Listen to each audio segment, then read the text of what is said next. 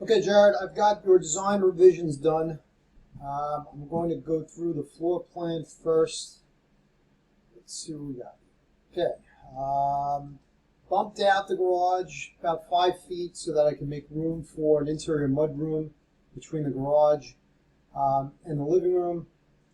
Then we took over the space where the rear laundry room was and the staircase going down, so we could make this more like the floor plan that you had from the kitchen designer plan. We stacked the staircase underneath going into the basement, going down the basement door, underneath the existing stairs. Let me see. I'm just going to change this. Okay. So I stacked the stairs going down into the basement. Like you see here, we have the basement stairs on the exterior coming in the side entry, the utility room for the electrical panel here, and then I have a small bathroom with a shower next to it, adjacent, keeping all the plumbing next to where the waste outlet is going out to the cesspool system. We relocated the oil tank and the utilities, the hot water heater and the furnace underneath the stairs where they used to be, and a new chimney over here for the vent for the furnace. And then upstairs, there's the location of the chimney outside. The only decision that needs to be made now is the fireplace going to be a wood-burning fireplace, which will then necessitate the need for this wood frame chimney on the side of the house. I originally on my design had dual windows here and dual windows here. So I had 2 sets of windows on each side of the chimney. So the only problem with that is now that we have the fireplace and the chimney in the way, I had that conflict. So this is what the interior looks like. It looks better on the high-end rendering. I made a couple of minor changes to the kitchen. I have the refrigerator here and the double sink, as we discussed, looking out the window, because that's how most people want it.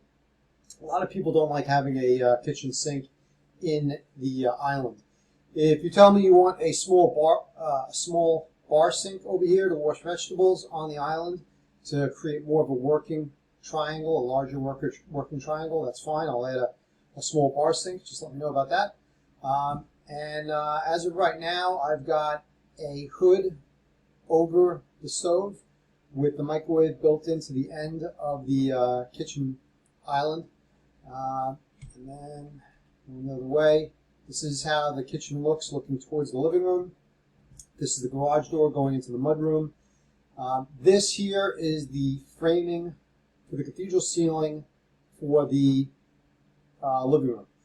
This here is the 9-foot, I believe 9'7" ceiling, because there's an 8-foot ceiling in the majority of the house, and then you have upstairs for the master bedroom, you have 2 or 3 steps going upwards, so that creates a higher ceiling above the kitchen area. Now, this roof is going to be completely new and reframed, because right now it's only at 8 feet when you walk into that rear laundry room, mudroom.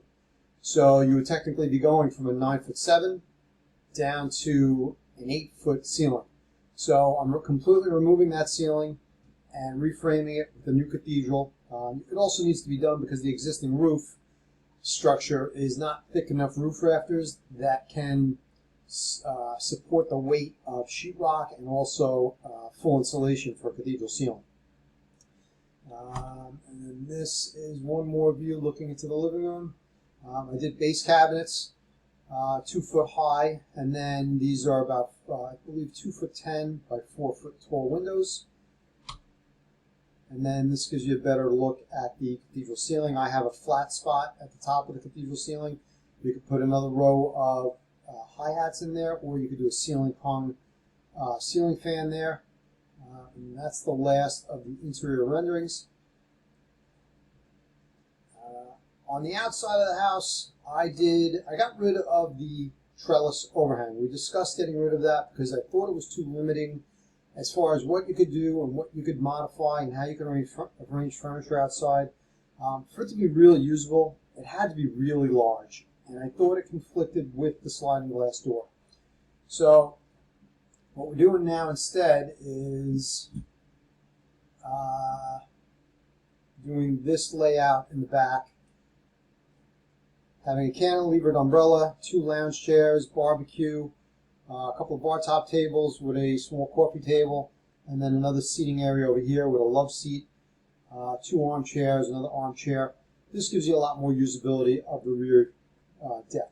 Up here I have a Juliet balcony, so you can still have a floor-to-ceiling sliding glass door. I would probably recommend, instead of doing the wood baluster, the wood railing, maybe we do a stainless steel wire railing going across. I've done that in the past. It'll be less obtrusive, kind of like this wrought iron railing over here. You could also decide to just do a wrought iron railing across with the vertical spindles. Just these are going to be very obvious. These wood and PVC vertical spindles, they're going to be very obvious from inside the room. Let me see if I can show you what it's going to look like, kind of. So this is what you're going to see in the room. You'll see this railing going across. You might want to keep it all uniform. You might want to just keep the wood, the PVC look on everything. So just let me know. It always comes down to a matter of personal preference. Going back to the interior, there were no changes, I don't think, over in this area. Upstairs we have the minor change was reducing the size of this closet, taking the door out from this side on the hallway, putting the door here on the interior, which gave us less of a choke point here so we could have the double vanity. And then taking this wall down and doing a low wall with glass from, I think, like 4 feet up to the ceiling. And I believe that is the end of all the changes. Let me know what you think. I've got the renderings on. So I've got the full floor plan on the PDF download, floor plan of the second floor, the basement. I've got the color rendered exterior elevations, and I've also got the colored renderings and also the colored interior renderings.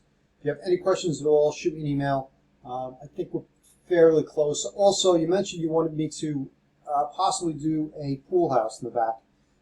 Give me an idea of a rough size so I can give you a price estimate on that, so we can roll this all into one set of drawings. It'll just be permitted faster if you do it all at once. And like we discussed, you get economy of scale from the builder if you build everything at the same time, rather than having them bring all the subcontractors out again to start working on the pool house. All right, great. I hope you had a great 4th of July, and I will talk to you soon.